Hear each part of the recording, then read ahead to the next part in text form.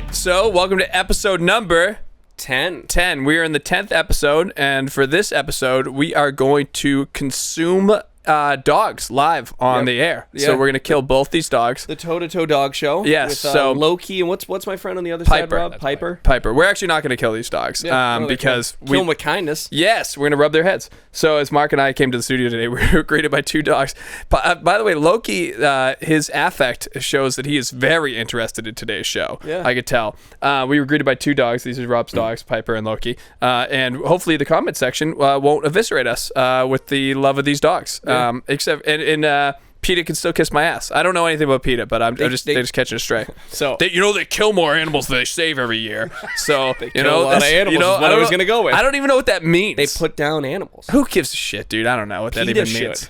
Okay. Outstanding. Let's get into it. That's our start. Let's go. Yes. The first man to submit Izzy. What's next? So Africa's first champ.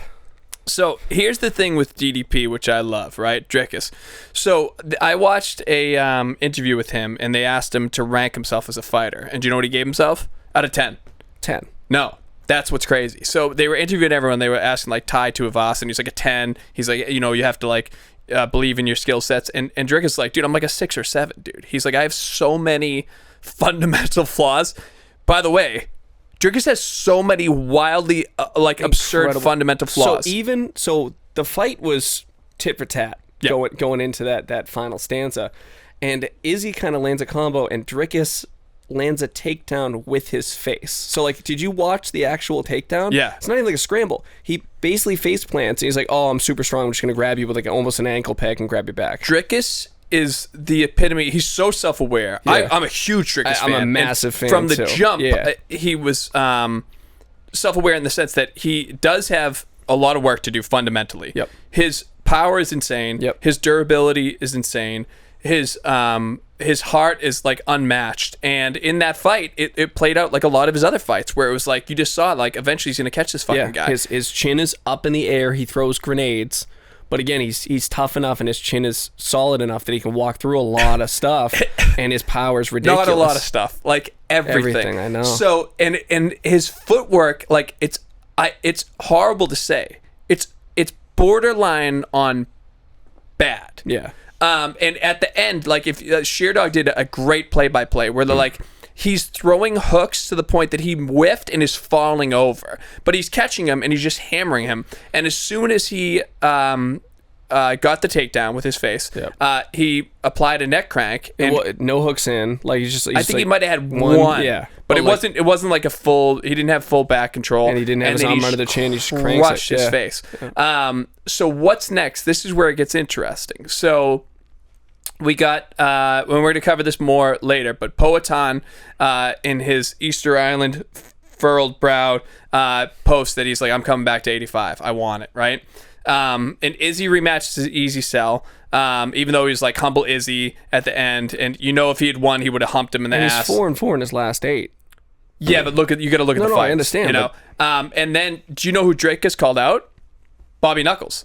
Oh, he was like, I feel like Robert Whitaker first time around was a great fight. Yeah, it was awesome. And he's like, I feel like he's been done dirty, but I feel like that's to him me trying to pick an easy fight. Yeah. So it is interesting. There's a lot of potential matchups. I think an Izzy rematch would be interesting because I thought the fight was amazing. I think Poatan going back to 85. What about Strickland? That's another one. Strickland really, out of everyone, is the most, I think, worthy. I had Drickus winning that fight, but a lot of people had Sean. I had Strickland. Yeah, that's what I'm saying. But I didn't disagree with the decision. It was close. There's your story for a rematch. So you have 4 viable options right off the bat. You have Izzy rematch would be viable. They did hate each other. There was a lot of bad blood, and they could say they squashed it at the end, but I think they wouldn't have squashed it if Izzy won, because Izzy is like way more humble in defeat than he is in victory. Yep. You have Poatan, which we're going to cover later. Sorry, Loki over there having like a dream. And Poatan is going to win his next fight. We'll cover that later. And he's interesting coming back at 85. You have Bobby Knuckles, who's always awesome. Everyone loves Robert Whitaker. Yep. Nobody dislikes Robert Whitaker. And then you have the, perennial villain and a guy that has wins over Izzy, had a questionable decision loss over Drickus already, and Sean Strickland, and really Drickus asked for a fight with Bobby Knuckles instead of a fight with Sean Strickland, who is really more worthy. So that's an awesome fight. Any one of those 4 options is viable and interesting. What do we got next, Rob? The heel hook. Junior Taffa scream for technical submission. So, a lot to unpack here, right? The scream for a technical submission. Mark, unified rules. If you scream, this isn't a fucking new thing, dude. It's a technical submission. So if you just scream bloody murder, the fight's over. That's it. If the ref doesn't call it, that's actually the wrong play. The rules state that you can yell the word tap, or you can just go, ah. So I think back to as old as WEC and Chael Sonnen and Paulo Filho. And I think Chael might have even screamed for Jeremy Horn at one point, because Jeremy Horn beat Chael Sonnen like 48 times, even though Chael's still undefeated, Uncle Chael. But no, if you scream, it's a verbal submission. Especially the thing with heel hooks too. Heel hooks is not a lot of gradients. You rip that shit. And I was talking to Rob about this. And guys like Paul Harris, Rustamir Paul Harris, would just rip people's fucking limbs off to the point that he would hold it too long, and the UFC would fucking cut him eventually off wins. So, no, a verbal submission, if you scream, it's a wrap. So, Homeboy was pissed after the fact, so much so that... Slapped Walker in the face, flipped him off during the decision. So, but leading up to the fight, there was a lot of shit talking between the two, and a lot of it... Half of it was like... talking shit about Johnny Walker, and then Walter's like, dude, I beat your ass, I'm gonna beat your brother's ass too. That is like such a schoolyard shit talking move that I absolutely love. Walker was like, you want to talk shit about my brother? Number one, I made you scream like a bitch. And he's like, afterward too, he's like, yeah, he landed a slap. He landed a slap when someone was holding my arms by his side. He was like, that's the only strike he landed the whole time, which I loved. And he's like, good news. He's like, you want to talk shit about my brother? Number one, I fucked you up. I'm going to fuck your brother up now too. The one thing I was disappointed in is the broadcast team. The broadcast team was composed of like DC doesn't know Dominic Cruz. Like it's all like Anik, like guys that know what they're talking about. It's Anik and two guys. like long-standing former champions. Like you guys don't know that a verbal submission consists of people screaming. Like of course you know that shit. Like that was really shocking to me. So an easy sell is brother on brother. An uncontroversial controversy. Yeah. So I mean that's pretty straightforward. That's a wrap. So much so that Piper's like, I'm disgusted. I'm out of here. Oh, this is Mark's dude. So Prades got a $50,000 bonus for the vicious KO of Leach. So, all right. So I'm not a huge Contender Series guy. Matt and I are open about this. Like I don't watch every single fight. Like this is a toe-to-toe fight show. I watch a lot of fights, but I don't watch a ton of the Contender Series. I went back and watched this dude's Contender Series fights, and they said on the broadcast, they're like guys like Sean O'Malley, guys like Hill, like they came out of... Think about who they're talking about there. If you watch Sean O'Malley on the Contender Series, he murdered people. Yeah. Hill, again, another guy that held gold. Like these guys are, and I mean, O'Malley is like the dude in the UFC right now. But when they came out of the Contender Series, they were ready for the UFC, but not like ready for prime time. They still had to be built up. Yeah. This dude is fucking huge. His striking's ridiculous. His accuracy is like unlike anything I've seen in a long time. He's like 75% leg. So I just think of like he landed I watched some of his old fights, and he landed a knee to the liver, like a walk-off home run that was just like electrocuting this dude. It'd be one thing if he caught Leach and knocked him out. He knocked Leach down like 12 times. He kept knocking him down. But he had this like patience and this maturity and this high-level IQ where like he didn't rush in for the kill because Leach is durable. I mean, that's what he's known for. Yeah. And in the pocket, he's known for being dangerous. the best-dressed guy. Rob, have you seen Leach's outfits? He is fucking Very demure. he is like Met Gala handsome. That guy is fucking dressed to the nines. Yeah.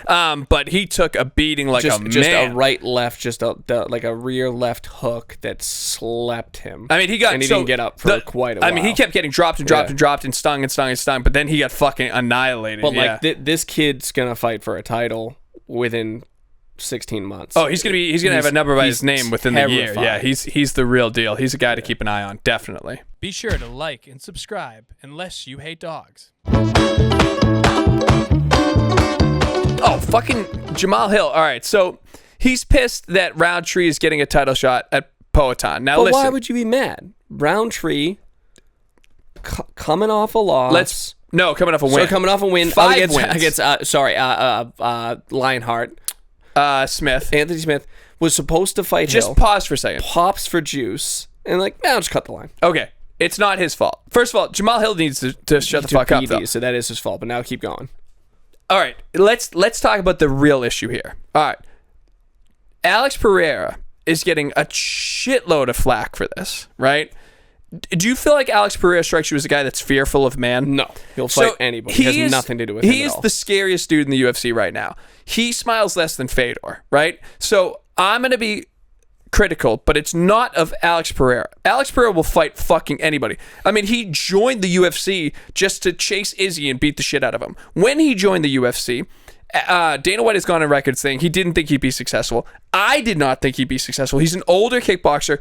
I thought it'd be exactly like Gohan Saki, right? A prolific kickboxer. I thought he'd be fine. Or like Biggie Boy, like Rosenstruck. I thought more like Gohan Saki because Saki is more prolific in glory and stuff, as was Poatan, right? I'm just thinking older kickboxer transitions to fine, UFC. but Biggie Boy I wasn't as familiar with, fine. whereas Saki I was and Poatan I was, right? So I thought he'd come in and he would do his thing, whatever, right? So, but here's the underlying true issue. All this comes back to one guy. The UFC hates Magomed Ankalaev. UFC hates Magomed Ankalaev. So the headline here is Jamal Hill's pissed about Poatan. That's not the story. The story is Dana White fucking hates Magomed Ankalaev, right? And what happened was this. You have an exciting Leon Edwards, head kicking, Usman to death and shit like that. And he loses to Bilal Muhammad, who Mark's a fan of. Remember the name that no one does. And Dana White's like, I can't have this fucking happen again. So you get a Magomed Ankalaev, who, by the way, is exciting. People, for some reason, believe he's not exciting.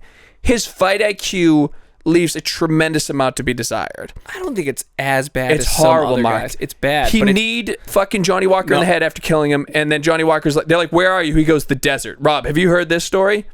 So Magomed's beating the shit out of Johnny Walker, right? He legally knees him in the head. They're in Abu Dhabi. So Johnny Walker, being the perpetual genius he is, tells the doctor that he is in the desert, which is, it's true. But he's in Abu Dhabi. The doctor goes, you're not in the desert, stupid. You're in fucking Abu Dhabi. They wave off the fight. Are you talking about the guy who blew out his shoulder in a victory doing the worm? Correct. Isn't the smartest guy in the room? So Magomed has fumbled the bag a few times at title shots. Dana White is relieved. So Dana decides going forward to avoid any possibility of Magomed getting a shot at the title. He just hates the idea, whether he says it or not.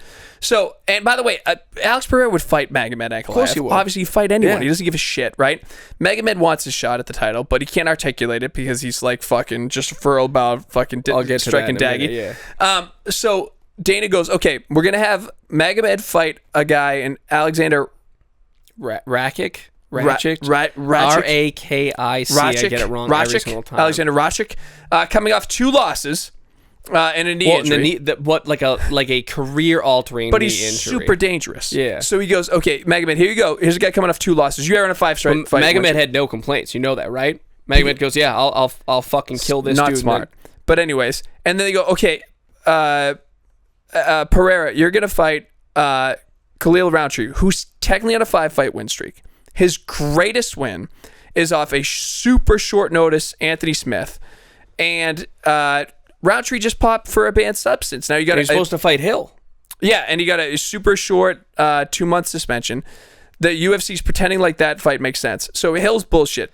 I'll tell you, as I like watching Roundtree. He's I like such an Roundtree. explosive finisher, but he does not deserve the title shot. No. That's all there is to it. But it's so perfect too, because look at the scenario now. Pereira fights Roundtree, which Roundtree's dangerous. He beat Gokhan Saiki, Yeah, but he obviously shouldn't win the fight. He's going to be a Pereira should probably beat him. underdog. Yep. Magomed's occupied. He could lose to Rashik. That's a coin toss fight. I think Magomed should beat him. But now Pereira goes, okay, I beat Roundtree. Who does he fight next? DDP. Drickus at 185, baby. And Magomed's just screwed. And then Dana goes, look, I don't know what to tell you. The belt is occupied. You know, Poatan has. Well, maybe unfinished Magomed business. can move up after Aspinall's 7th interim title defense when John Jones never fights him. That's true. Yeah, so there's a Maybe they lot can do to that. unpack there, but Jamal Hill unfortunately doesn't have a leg to stand on. I like Jamal Hill. I like him, but he complains about everything. He complained that when he hit Pereira in the balls, and Pereira was like, "I'm not going to stop," that affected the outcome of the fight. It's like, well, don't hit him in the balls and don't get knocked the fuck out. Yeah, you and I both got knocked out, but you needed oxygen after Pereira knocked him out. He's tough to like sometimes. I like when he fights, but sometimes his post It's like, you fights. needed oxygen. He's like, I literally just knocked you out. He's like, yeah, but you needed oxygen. You hit me in the balls. I ignored. I was like, I'm cool, and then I knocked you the fuck out easily in a not competitive fight at all, and pointed like this. Yeah, awesome. Oh fuck yes. Much. All right, let's talk about this. So, can I talk about how I was introduced to this video? Please, so yeah. I'm just doom scrolling, right? And I just see, because like every male in my demographic, I love just seeing random street altercations, right? So I see a carnival, and I see 6 dudes piled around. There seems to be some sort of verbal altercation. Mark's distracted by Piper, getting comfortable over here. There's some sort of verbal altercation, right? Then a physical altercation ensues, and this guy sucker punches a dude. They disengage, and the first thought I have, I go, fucking guy, Devin Haney? fucking guy looks like Devin Haney. I scroll the caption, it goes, Devin Haney just fucking sucker punches a guy at a carnival. So there's a few things. One, Still undefeated. kind of a shit punch. Wasn't like impressive. Wasn't like a boxer or Okay. a street fight punch. It was I a decent punch, but the guy, like Rob was like, fucking homeboy just ate it. Here's the other thing. Did you see the fairgrounds? It looked like the Newton Carnival. Why? Here it is. What fair? Why are you at a country fair, dude? No, it's SoCal. This is Okay. Southern California. You know what else? You can go to Disney in California, also in California, which doesn't have like $5 ring toss. Yeah.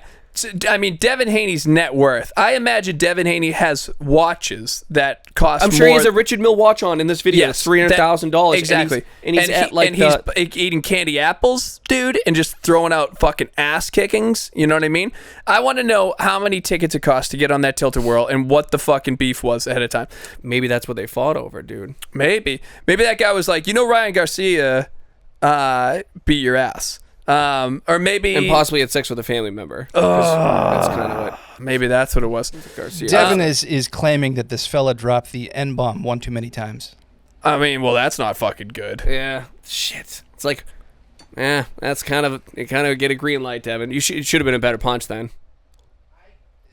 I, for one, would like to see him kind of closer to the front of the line when he's punching people. Not No at way, the fuck back that, dude. of the line. As someone You know that's what I mean? thrown like 1,000 sucker punches in my life, I'm a big fan of throwing the suckerest of sucker And punches. I did like to watch the old like Mayweather back in his prime, just walking down in bodyguards that are like 6'8". You know who was 400 like pounds. who did masterclass in sucker punching people and would like snore people? It was Adrian Broner. On Yeah. the strip would just sleep people Yeah. nonstop. Kind of a jerk. But Adrian Broner would just fucking knock people out constantly. Didn't Rocky Lockridge smoked some? He was killed also the like, dude, yeah. like in his junkiest of junkie Yeah. stages, which I respect as well. So yeah, with Devin Haney, a couple things. Number one, still undefeated. Let's just talk that. That was a decision win, still undefeated. Okay, big fan of carnivals. He's not waiting in line at Disney World. Okay, he's a man of the people. Disneyland. Okay? If he's on the West Coast, Disneyland. That's fair. That's fair. I misspoke. I'll own that one comment section. So Okay. with the fucking Peanuts characters. Knoxbury Farm. Yeah, that's out yes. that way too. Yes, It's not even Knoxbury Farm. Farm. No. He's at some. What was the name of the carnival, Rob? SoCal, like SoCal Tilt-A-Whirl. SoCal hoop-de-doo. But in all honesty, listen, if anyone's throwing around N bombs, Devin Haney's allowed to punch them in the face. I don't care where he is in the just land practice. cleaner. You got to land cleaner, dude. I give guy credit. Listen, I'll say this: we're going back to unified rules. The gate held him up. That would have been a If knockdown. the ropes hold you up, that is considered a knockdown. Yes. That's a 10-8 round Haney. 10-8 round. Okay, so I'm just saying that as well. I believe the gate held him up. That's a 10-8 round Haney. Nice work, Haney. Still undefeated. Good looks. All right? Stay out of the carnivals, though, brother.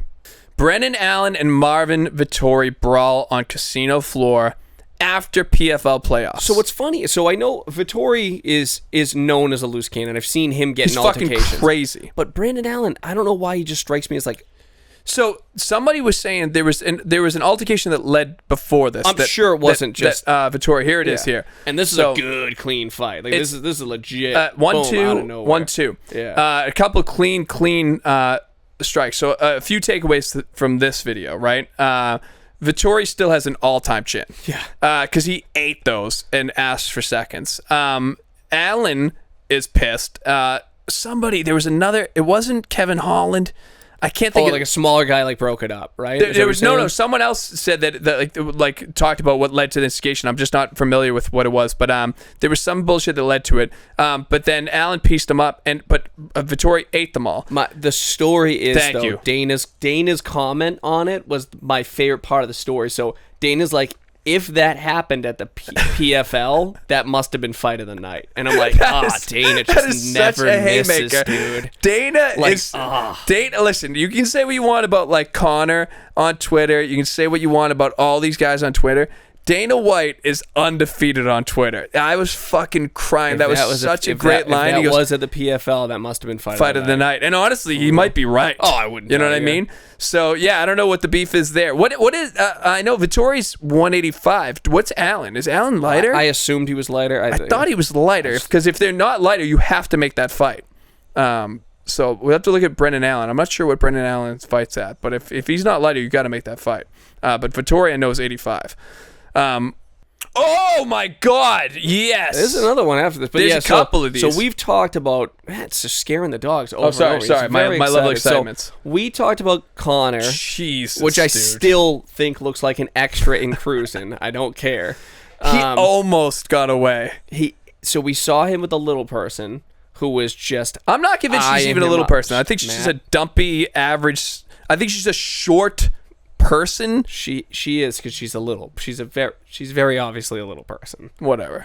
Anyway, so she was giving Connor the eyes, and we said we're like, Connor for the first time ever was like, not today, internet. I'm gonna make the right choice. He had the devil and angel on his shoulders. Yes, and finally he listened to the advocate that was like, Connor, son, walk away from the potential little person that might be an average size. A regular human being that's just shorter and has a dump truck ass, but just walk away.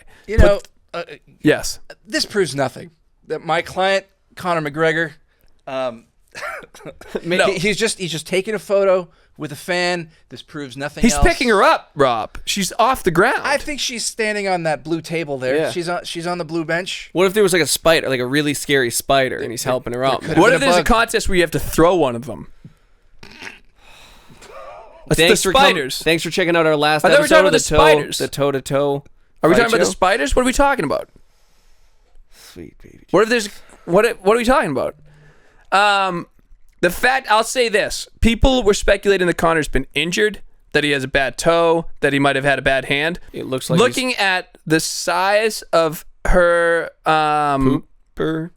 her dump truck ass, the fact that he is effortlessly lifting her up with a forged stout in frame shows that my guy's ready. Oh, you think it's just guerrilla marketing? It might be, dude. I think it's more like telling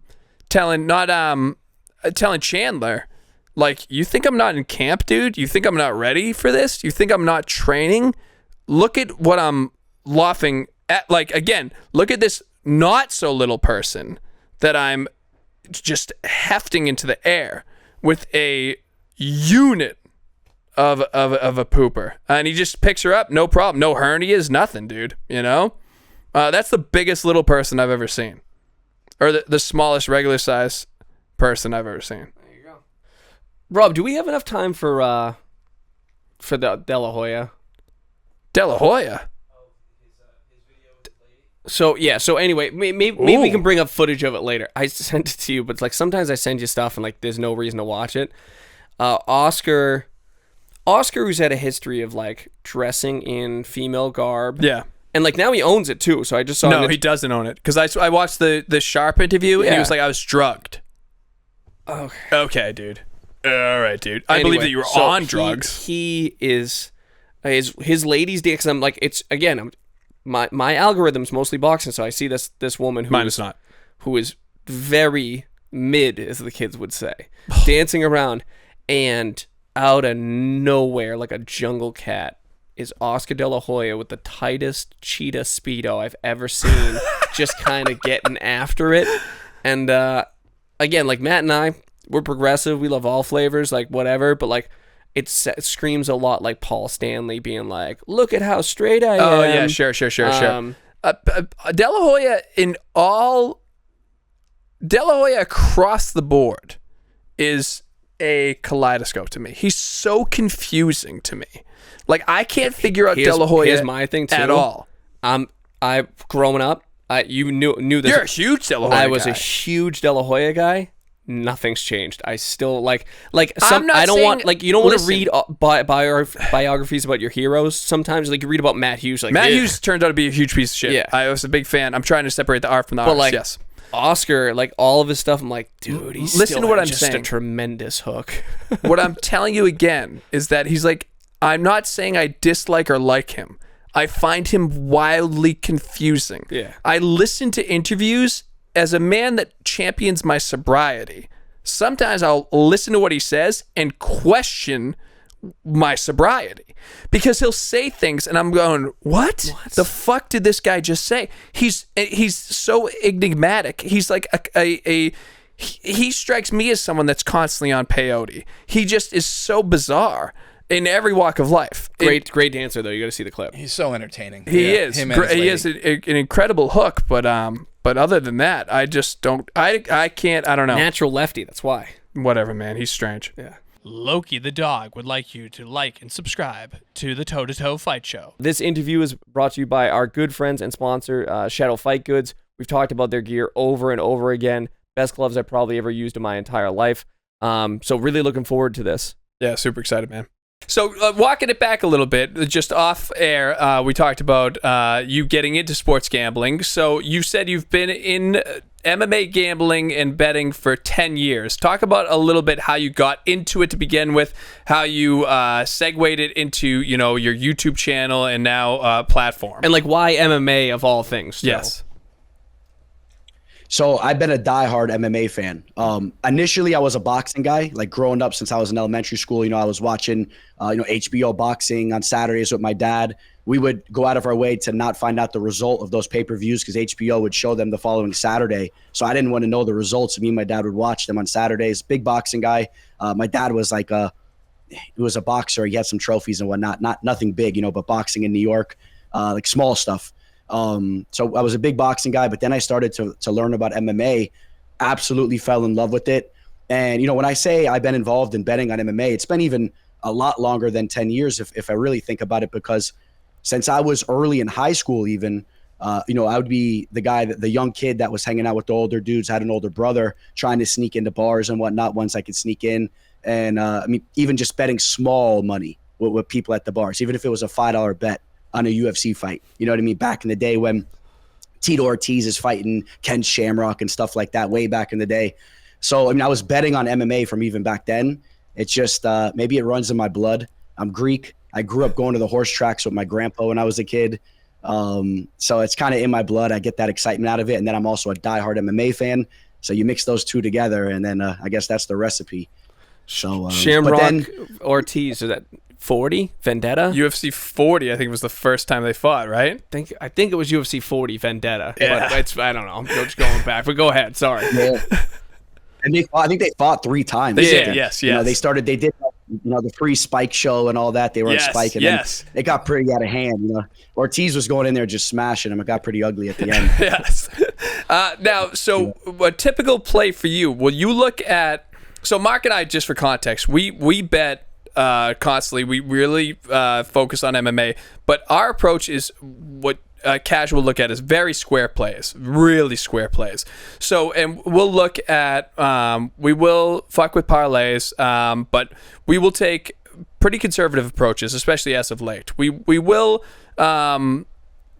get a little cute, but it depends. Like, what is your typical approach on a card? Like, what do you look for? Where do you look for, high leverage plays? Do you look for like big growth? Do you look for sharp plays? Like, where's your interest in value in a card in general? So, it's changed throughout the years. One thing I definitely advise is not going after parlays at all. I mean, statistically, if you go after parlays, you got your back up against the wall. I still at times don't go with my own advice. I like to do 2-team parlays. I won't push anything past a 2-team parlay, but occasionally where I see even lines that are as high as minus 300, 400, if I see 2 fights that I just feel extremely confident about on a card, I'm going over tape and I'm really just confident that those fighters are going to prevail, I will occasionally target those types of parlays. But really where my bread and butter comes in is on plays where the lines are very close. I love pick'em lines. I like lines that are just almost dead even pick'em, like the Dricus Duplessis fight, which, I mean, when he was plus 130 opening up, that was great. But even when he was around pick'em, when he was even odds, those are the plays that I really like, where, you still got your back up against the wall even then, right? Because you're going against the juice. But that's about as good as it gets as far as I'm concerned. When I feel pretty confident that fighter's going to win and the line's very close, those are the type of lines I like. Now, do you ever look for like prop bets for like rounds or like types of finishes or anything like that? Do those entice you at all or no? I definitely have dabbled with those. Not so much recently. One thing I've noticed is as time has progressed, they're just so much more on top of these lines. Like years ago, I feel like you could have found some more solid value on specific targets, method of victory targets. Nowadays, I'm breaking down tape and I'm like, oh, this is the route. This is the way to go. I mean, this is what I'm seeing here. And then you go check at the lines and they already have it. Specific methods. They're so heavy. Yeah, I mean, it's like they know and they feel the same way. It's like that's how it's going to go. So it's hard to even find value. And sometimes I find it better off to just kind of settle in on the money line play there, just in case, the game's crazy, right? Like, I thought DDP was going to get a knockout, if anything. I really thought he was going to hurt Izzy. Yep. I had some reasons for that. Who was going to think that DDP was going to sub Izzy? You know what I mean? And really, the way he set up the submission was through his hands, right? Yeah. I mean, realistically, he rocked him, and he ended up having like a half a hook in as he neck cracked him, right? So I was thinking along the same lines as you were as well. And what did the lines? Did they reflect that as well? The props?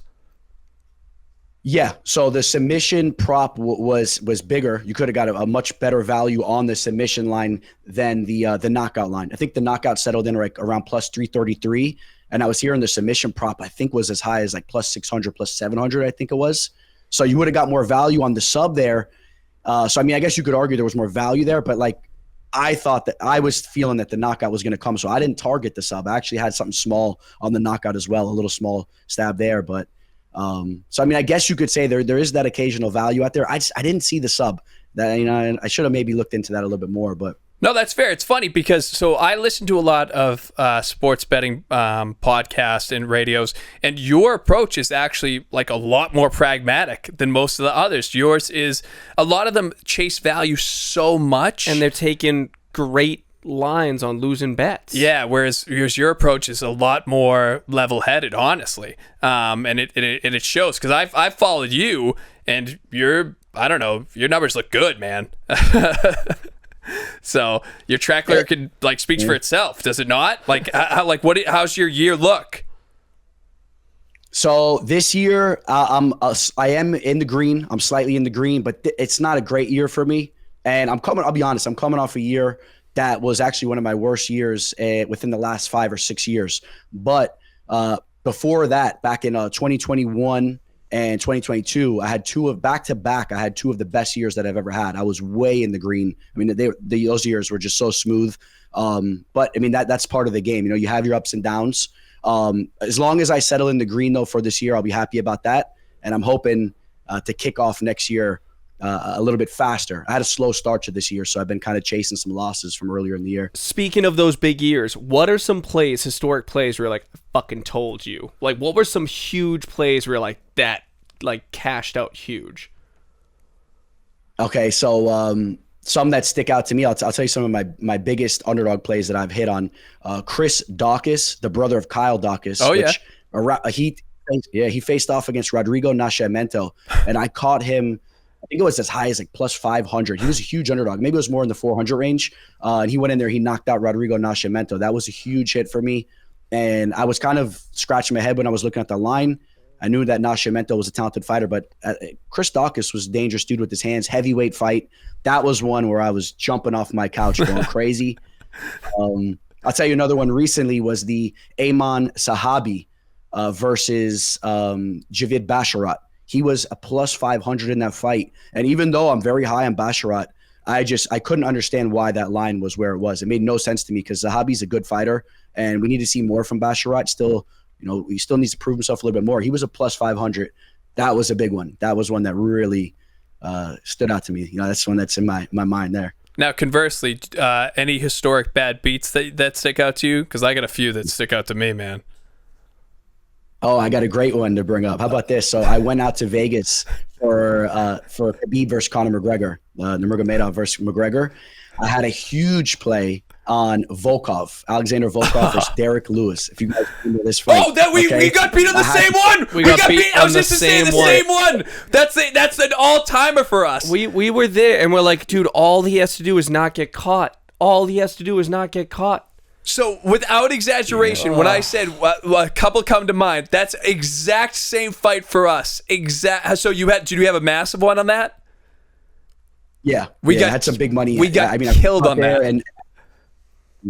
And meanwhile, I was just starting to get my brand going and whatnot. I had my business cards out, and I'm like, I met a lot of cool people out there. So I'm like hanging out with all these new people that I met. They were all solid dudes. But I was telling them, I'm like, my play of the night is Alexander Volkov. So all these great people that I met, they had the tickets in their hands too, and they're already congratulating me before the fight was over. They're like, dude, you're awesome, man. Yeah. Thank you so much. And then we all see the knockout at the same time, and we're just like looking at each other in shock, and it was crazy. So we own a boxing club, and we had a projector that night, and we were talking so much shit because we were betting obviously pretty heavy that night, and we were peacocking around the room, and then Lewis uncorked that thing out of nowhere, and everyone fucking never let us forget it. That might have been our biggest beat of all time.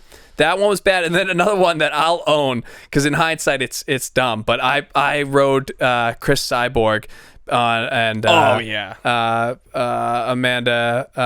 what's her name? Nunez. I took Cyborg hadn't lost in like 13 years and decided to face butt Nunez's hands to death. So that was not a great night for me either. So that was another historic bad beat for me. I share that loss with you too. Yeah. I was on Cyborg for that. I liked Cyborg in that fight, but that was a bad one for us too. Looking forward, 306, is that the sphere? Is that Yeah. Before you jump in there, I thought, and I typically stay out of the betting stuff because I bet like Drake. In fact, he probably bets better than I do. I thought we'd put together some kind of like really massive fun parlay between some of these things. So if you guys want to pick them, pick the shows. I figure 306 and 307 obviously, but is there a fight night too that you guys saw a card and you want to throw some picks at? I'll tell you, the teller's gonna know more about the fight night stuff because he digs.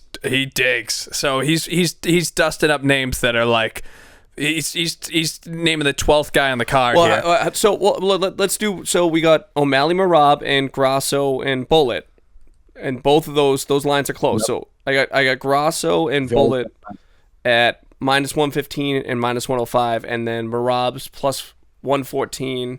Sorry, -1.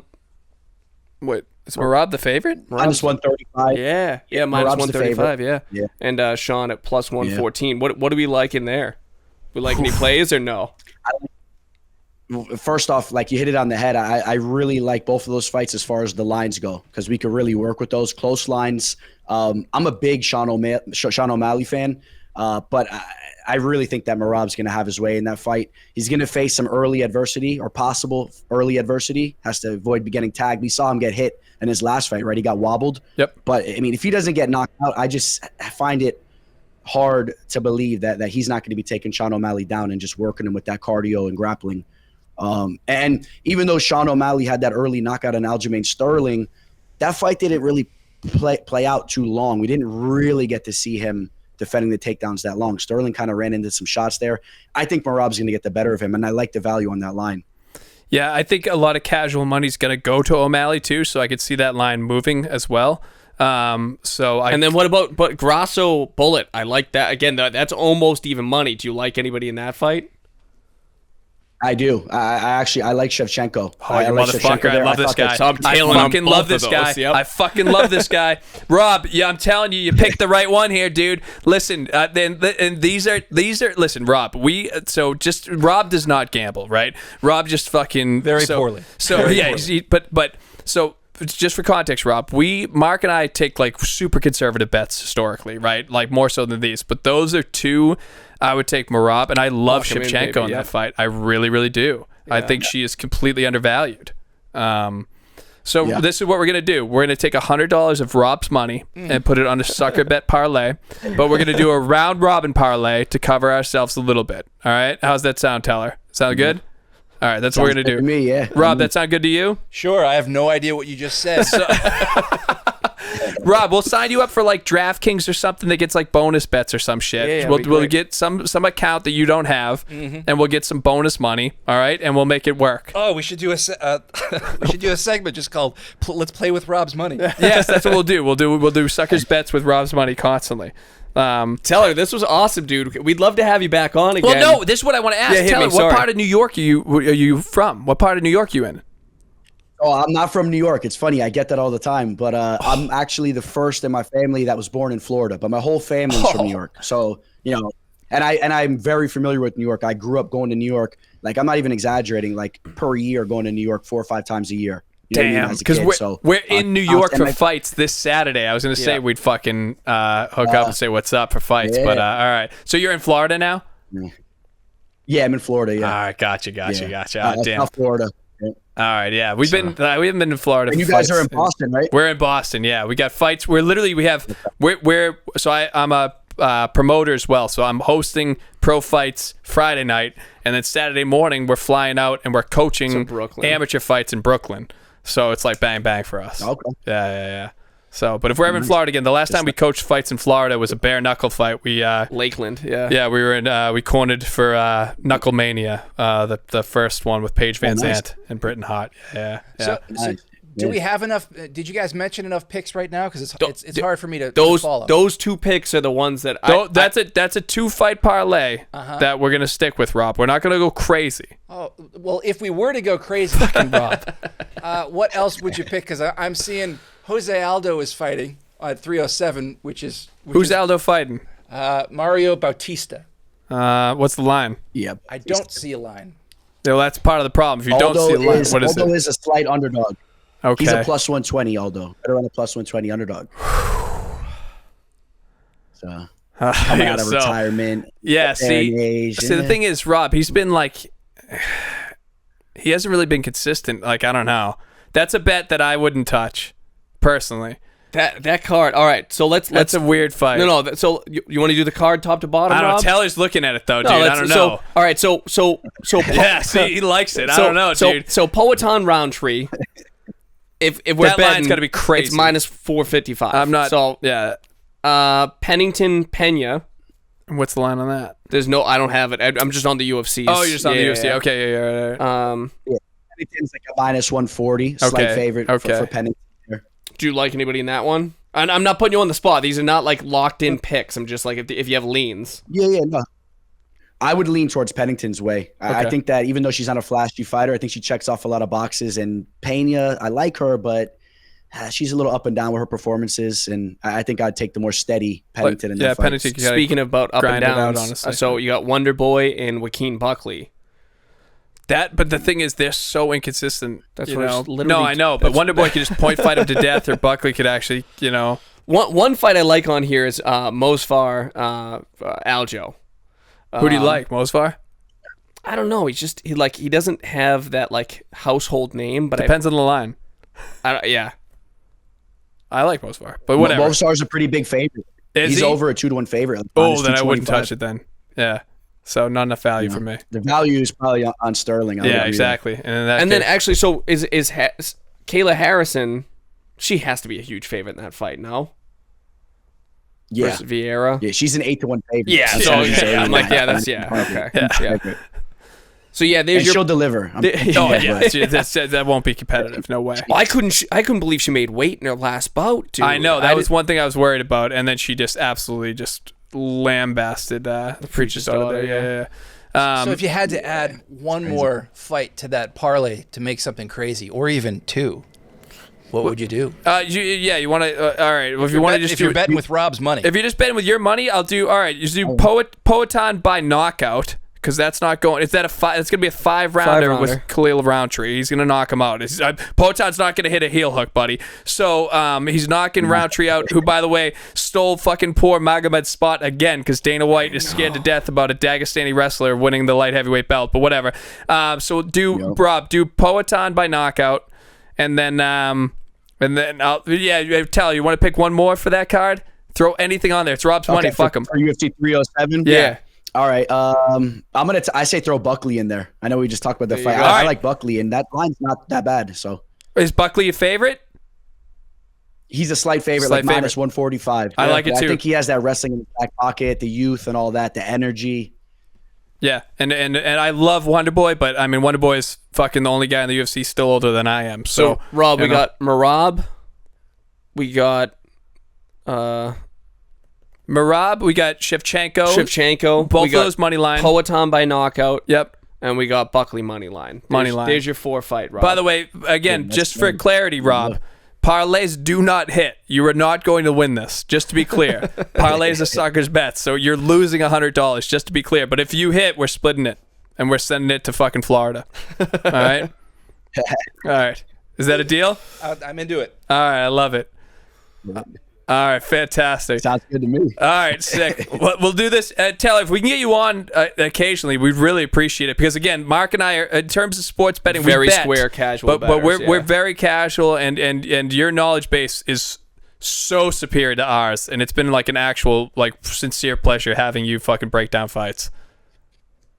Thank you, guys. No, I appreciate you. This was fun. I'm down anytime. Awesome. You guys give me a heads up, man. I'll make some time for sure. Awesome. Thank you so much, brother. We'll see you soon, all right? Thank you, guys. All right. Take care. Later, brother. Bye Have now. a great week. If you love dogs and violence, like and subscribe to the Toe to Toe Fight Show. We have a new segment. It's called the Spit Bucket, where you guys get to, have a look at all the hate mail and all the comments. Oh, and, good. Yeah, give the comment section their day. So I'm glad we have the dogs in the studio to take the sting off it a little bit. Yeah, so the comment section, I just want you to look at these dogs' faces while we read these tweets, these texts. Yeah, so Loki's already upset. So Rob's never been more excited for a segment than Spit Bucket. So this is a segment where we're going to read all the hate in the comment section. But by the way, which we... it might not be hate. Oh, yeah. Maybe these are all like... we don't know that these for a might fact. be great These comments. might be very, very nice Knowing comments. how the internet works. So... Yeah, you never know. Let's go with the first one. All right, so Matt, I'll read it and you can respond, okay? So it's Joey Sadian. Would be nice if you two could fight with 2 other Filipinos on stream. I'm just curious who would win. Received 15 likes, Matt. All right, 15 likes, by the way, is a pretty strong an number. alarming amount of likes, number one. Number two, Joey Sadian. Sadian appears to be an Armenian name. We're from Watertown. Atsinchkake. Yeah, Kunamkisi, which I don't know what any of those Mine mean. is like, what is this shit? Well, whatever, What's dude. going on, So, Genj? all right, Armenian Joey. Number one, you said if you two could fight with 2 other Filipinos. Almost implying like we're Filipino ourselves. Nolan Brothers, dummy. We're Irish and Italian and really more Watertonian than anything else. Number one, I don't want to fight Filipinos. I would like to make love, not war. Yeah. I just want to pet these dogs on the head. We weren't saying anything disparaging about Pacquiao. We were literally reading a headline. We were reading a headline that some other dickhead wrote. So this is what we're going to do, Joey. All right. We're going to send you toe-to-toe fight show t-shirts. We don't have any, dickhead. And we're going to send you the article from like USA fucking Today that wrote something. Yeah. And by the way, I have a feeling these comments are going to get nicer.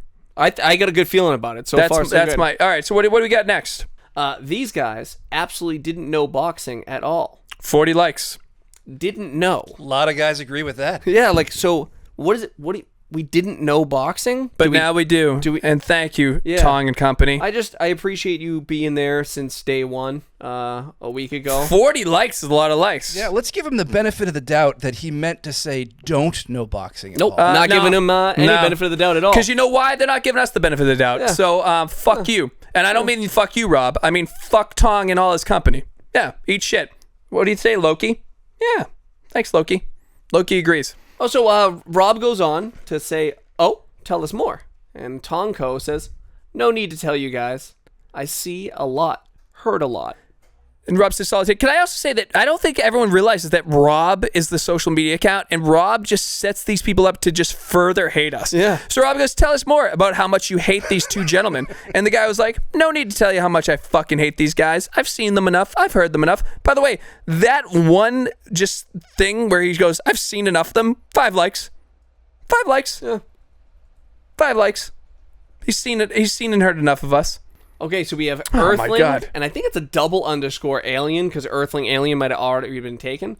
Fellow Filipino of Pacquiao, hear better. Watch your mouth, dear. So And I'm there's going like to imply some grammar, Mark. Yeah, please. Fellow Filipino of Pacquiao. Oh, sorry. Fellow Filipino of Pacquiao here. Better watch your mouth, dear. So just another threat. Guys, we don't dislike Pacquiao. 10 other people agreed with her, by the way. We don't want to fight any of you. For fuck's sake. We read one fucking headline that was taken out of context. All we said was we didn't watch the thing. Yeah. Just reporting what was reported. Yeah, toe-to-toe fight show says just reporting what was reported. Yeah, and that got 0 likes. Yeah, I know. Okay? So, sorry, Earthling alien. But she's an alien. Maybe she just showed up to the planet and she's like, oh, these people fucking... How to serve man. Yeah. Yeah. All right. Well, sorry. I don't want to get fucked up. Listen, we are watching our mouth. All right? All right. Giornetto? No one even knows who these guys are. You do. What's his Giornetto. No, what's His his profile? avatar, dude? Is it like somebody in a gimp mask, Rob? The fuck is that? Yeah, you know, I don't know. I'm going to have to go back and look at that one. Yeah. Yeah, well, Giornado, suck my butt. It stinks. Yeah. Your tears are delicious. Salty, salty tears. Yeah. 5 likes. I am Liz Tan. No, we did not diss Pacquiao. Yeah, it says, Fuck. did you guys Rob, just diss We Pacquiao? did not It's diss like, no. Pacquiao. What is with these people? That photo was... Why is she wearing like a kid's fucking... I don't know. She looks Princess like dress. Small Wonder. Oh, yeah. The robot Cyborg. kid. Yeah, yeah. Well, I think her shoulder pads are red, but that's the Small Wonder outfit. Yep. Proof not everyone needs a podcast. See, that's actually kind of funny. Yeah. That only got 1 like. That's bullshit. That's TJM22, that one's fucking funny. Proof not everyone needs a podcast. What the world needs now is another white guy podcast like I Need a Bullet in My Head. No, that is funny. I need more of that. All right. Let's see. There better be more shit like that. Go back to Bieber tour. Nobody listened to this shit anyways. Laugh aloud. Grateful Mike. My guess is he's a Grateful Dead fan. Grateful Mike avatar looking exactly like you'd expect, like a total Trustafarian douchebag. The fact that you are referencing Justin Bieber is whack. Like, that's pathetic. Justin Bieber, I'm not a fan of, but he has more talent in one of his farts than every member of that hippie douchebag band does. Group. Are they a group or a band? I don't even know. You know, he plays multiple instruments. Yeah, this he's a Justin Bieber multi-instrumentalist. Great drummer. Are they an experienced man? Some guy. Yeah. So, anyways, I'm sure this guy. Grateful Mike, sniff my farts. Yeah, Grateful Mike. You seem like a guy that would not be fun in any scenario, Literally anywhere. like any event.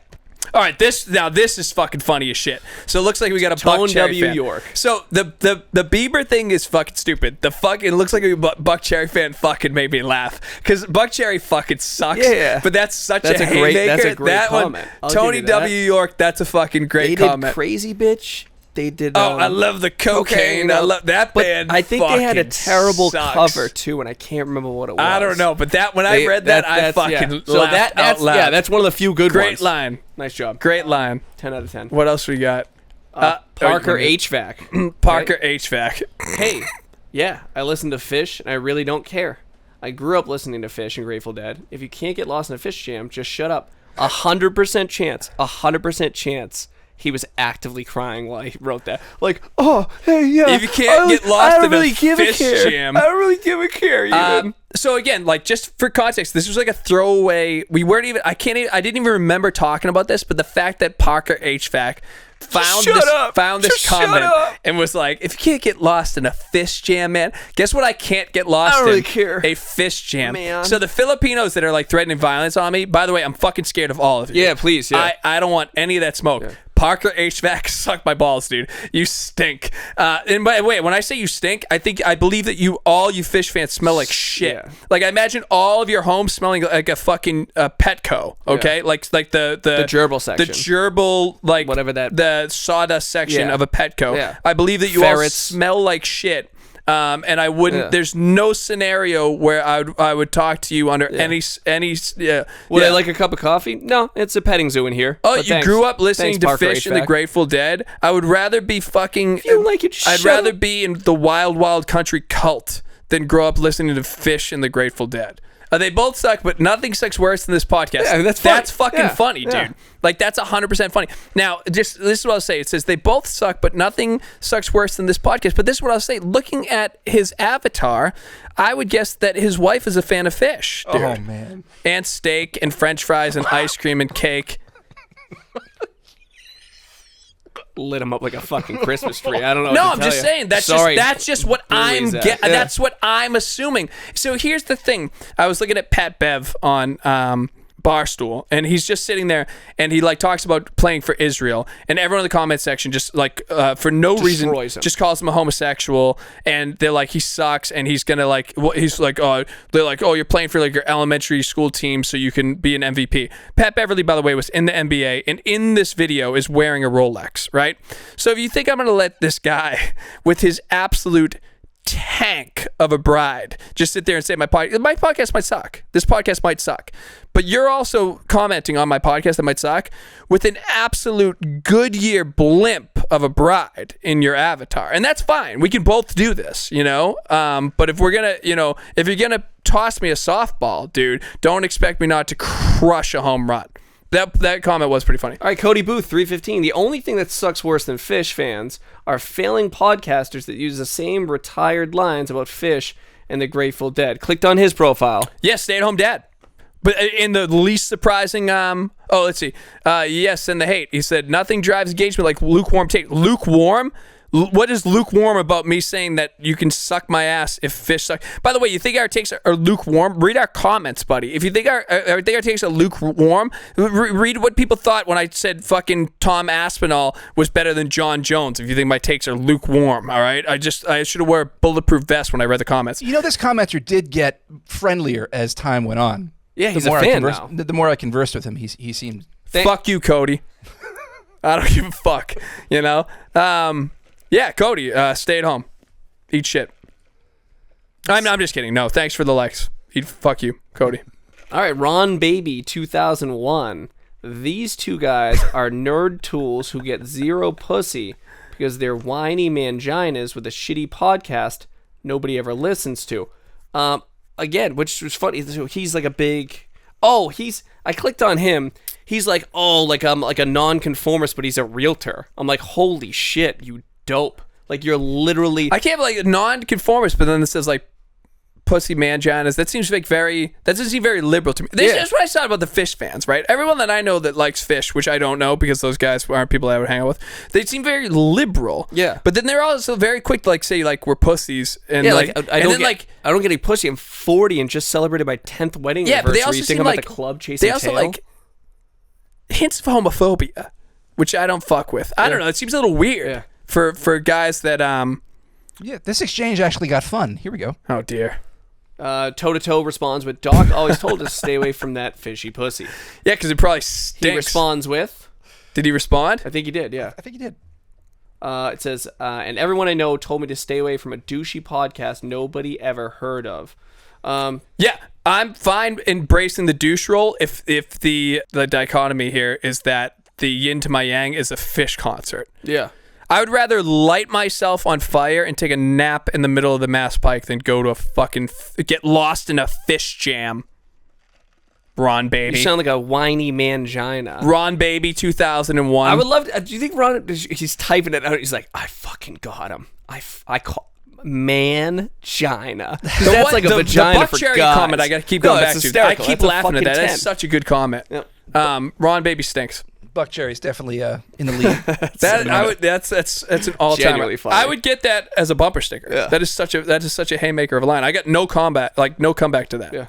Bunch of losers just laugh aloud. Shakur's fights are all great except one. So like I'll take that. So here's the thing. Shakur is very talented, right? But he's boring. So he can be talented, boring, and also like the fact that like they're all great fights except for one. No, they're not. They're boring as fuck. They're not. Dude. And again, with Shakur, it's a matter of these are pay-per-views. I pay money for entertainment. He's not entertaining. I'm not gonna watch his shit. He's a fucking bore. He's NyQuil. He's fucking horrible to watch. His hometown audience were like, "We're good, dude," and they left. So like enjoy that that. was the same night that fucking Masvidal and fucking Nate Diaz like humped each other to death, and everyone's like, "That fight was electric." No, terrible. Thanks, Pizza Pep 19. Pizza Pep 19. Soft take. So he follows one. up. So he follows up. This says is Pizza it. Pep. All right, this I'll he give him says, credit for. you guys should just end it all for the fun of it. Bunch of bums. So anytime Like that one. if someone's like, hey, Shakur's not boring. By the way, kill yourself. So I just like said, the follow. I was like, I appreciate it. yeah. Oh, this is one where I did emulate because you were like under your head. All right, that's fair. But you guys should just end it all for fun of it. Bunch of bumps. That one I did laugh. I did think that was kind of funny. Nice comeback. So I'll give you credit. Nice redemption story, Pizza Pep 19. Good, yeah. Way to That go. was good. Bogdan the One. All right. What a haircut. No, stop. That's what I was saying. Holy Okay, these two shit. geniuses. Paid money to force feed us the corniest jokes in combat sports. You wish you were as good as anything in life as secure as at boxing. The confidence of Bogdan with that What are you Fat of Land prodigy haircut. He looks like the sick and twisted Firestar. He looks like the synth player in Rammstein. What, dude? That goodness Bogdan, gracious. you look like you are on 40 Day Fiance. like I don't even want to come at. Like, I'm sorry. You're that hair's You unfortunate. look like Gary Oldman in the Fifth Element. You look like Gary Oldman in the Fifth Element. Bogdan, you are the most confident human being. Bogdan. And by the way, I'm not saying your name is Bogdan. I just assume with a haircut like that, your name is Bogdan. Yeah. Bogdan the one. The one that is not allowed in near any schools. But he called us geniuses, so respect. Yeah. Appreciate you understanding that. I'd watch both 24 hours a day over watching whatever this is. Here's the thing, though. Pure Gold MMA. You did watch us. But that also cracked me up. That is kind of funny. I thought it was a good line. That's kind of a funny line. I watch both 24 hours a day over watching whatever this is. Pure Gold MMA. That was pretty funny. Decent line. I'd like to see him do it. I'd like to see him do 24 hours of Shakur Stevenson instead of watching these clips. Just like an... you won't, because you stink. Like Clockwork Orange. Just open his Ludwig eyes. Vaughn. Yes. All right, what do we got? Look at the build, y'all. All right, that's... But listen, you can't talk about our builds and then have your name be Fat and Tired. Yeah. Yeah, like... Fat and Tired. I wish... Yeah, like... I'm just tired. Yeah, I'm You know? a skinny dude. 100% chance you wear a 5XL white t-shirt when you go to public pools. Dude, like you are the definitely- white yeah, t-shirt. You are public a pool white guy. t-shirt pool swimmer. Fat and Tired is a strong Instagram handle. Yeah. Fat and Tired respect. Like and subscribe, and keep in mind that the dogs read all the comments that you write. Oh dear. Says two guys who will never fight and have never trained and wouldn't dare step foot in a gym. Says two guys that have fought, trained people for a living and own a gym. But thanks, guy that looks Elijah like Jane. Who looks like Katie Lang and a constant cravings if you had fucking Good Vibrations playing in the background. Thanks, Elijah. We got a sanctioned podcast equipment, 42 likes. That's a pretty solid. That's a good. pretty solid burn. Two broke, unhealthy idiots who make a podcast about martial arts is like a Rick and Morty And episode. it's just his name's Cop. I love that one. That one is wildly solid. So I'll tell you, but what threw it off immediately was martial arts. There's 100% chance he's like, I'm like a 12th Dan in Kaiju I'm a keto master. Kung Fu. The Rick and Morty thing did make me laugh. Yeah, I'm a big that's fan of Rick and Morty. That was good. Thank you, Cop. Please actually stop recording. You guys fucking suck. No offense. You just suck with a shrug. All right, Mike this one Hunt, I which like. is like, so right off the bat, so Mike Hunt. The other guy says, dude looks like he's got terminal cancer and is on H. Probably should say much. Joke's on you. I have never, ever, ever had cancer. So yeah, that only got one like. That was really funny. That one. Those are both the Mike Hunt one again. Bonus points for the funny name. Let's read both real quick again. Please actually stop recording. You guys fucking suck. No offense, you just suck. With the shrug, that's my favorite one by far. Dude looks like he's got terminal cancer and is on H. Probably should say much. I think that probably shouldn't Thanks, say much. JD. But those are both very funny. Nice work, both of you gentlemen. Those are great.